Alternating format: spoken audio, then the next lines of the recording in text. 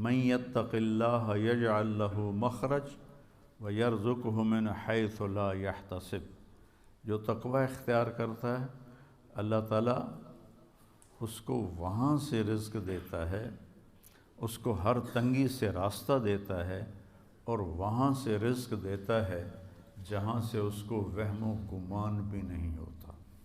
حضرت مقداد رضی اللہ تعالی عنہ پیشاب کرنے گئے تو سامنے ایک سوراخ تھا، جہاں وہ بیٹھے پیشاب کر رہے تھے سوراخ تھا، تو ایک چوہا اندر سے نکلا اور 1 دینار آپ کے سامنے پھینک کے اندر چلا گیا، پھر گیا، پھر ایک دوسرا دینار لے کے آیا، پھر 3، پھر 4، پھر 5، پھر 6، پھر 7، پھر 8، 19 دینار اس نے اپنے سوراخ سے نکال کے حضرت مقداد کے سامنے پھینک کے اندر چلا گیا۔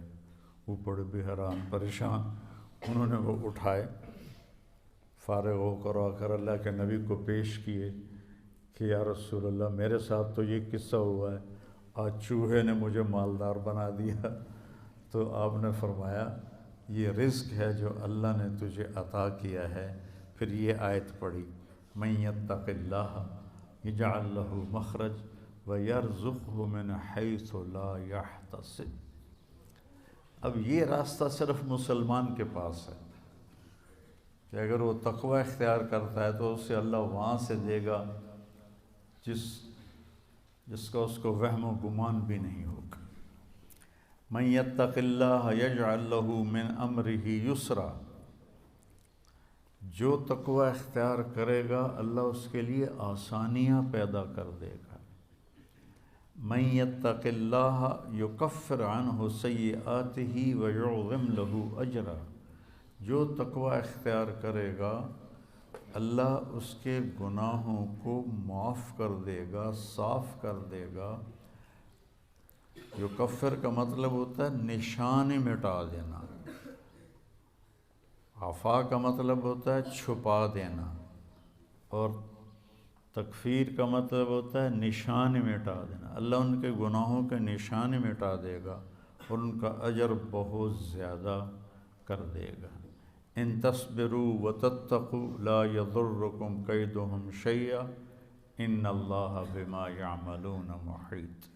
تم صبر اور تقوی اختیار کرو تو دشمن کی کوئی چال تمہارے اوپر کارگر نہیں ہوگی، اللہ ان کا گھیرا ڈالے ہوئے ہے، ان کے گرد گھیرا ڈالے ہوئے ہے۔ تقوی کی مثال کیا ہے؟ آپ کے پاس پیسے ہوں اللہ کے فضل سے تو آپ ہر چیز خرید سکتے ہیں، گھر خرید سکتے ہیں، گاڑی خرید سکتے ہیں، جائیداد بنا سکتے ہیں، سیر و تفریح کر سکتے ہیں۔ تو تقوی ایک ایسا سرمایہ ہے جس سے آپ دین کے ہر عمل پہ چل سکتے ہیں۔ تقوی ایک ایسا سرمایہ ہے جس پر آپ دین کے ہر عمل کو اپنا سکتے ہیں اور اس پہ چل سکتے ہیں۔ حضرت عمر نے کعب احبار سے پوچھا تقوی کیا ہے؟ چونکہ قرآن میں مختلف تعبیرات ہیں تقوی کی، تو حضرت عمر نے پوچھا، کعب احبار یہودی عالم تھے، ایمان لائے تھے، تابعی ہیں، مت تقوی، فرمانے لگے کبھی کانٹوں بھرے راستے پہ چلے ہو؟ سبحان اللہ۔ کہنے لگے ہاں، اور اب میں تو کانٹے ہی کانٹے تھے، کوئی سبزہ تو تھا ہی نہیں۔ تو کہنے لگے پھر کیا کرتے ہو؟ کہا میں اپنا کرتا سمیٹ لیتا ہوں، دامن سمیٹ لیتا ہوں، اور کانٹوں سے بچا کے میں آگے نکل جاتا ہوں۔ کہ بس یہ تقوی ہے کہ چاروں طرف گناہوں کے خاردار کانٹے ہیں، اس سے اپنے دامن کو بچا کر پار نکل جاؤ۔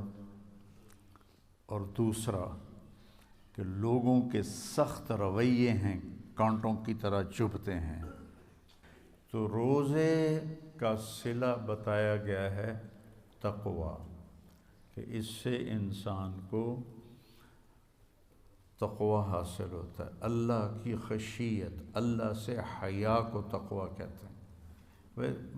ایک گناہ نہ کرنا کہ دوزخ میں جاؤں گا، یہ بھی ایمان کا حصہ ہے۔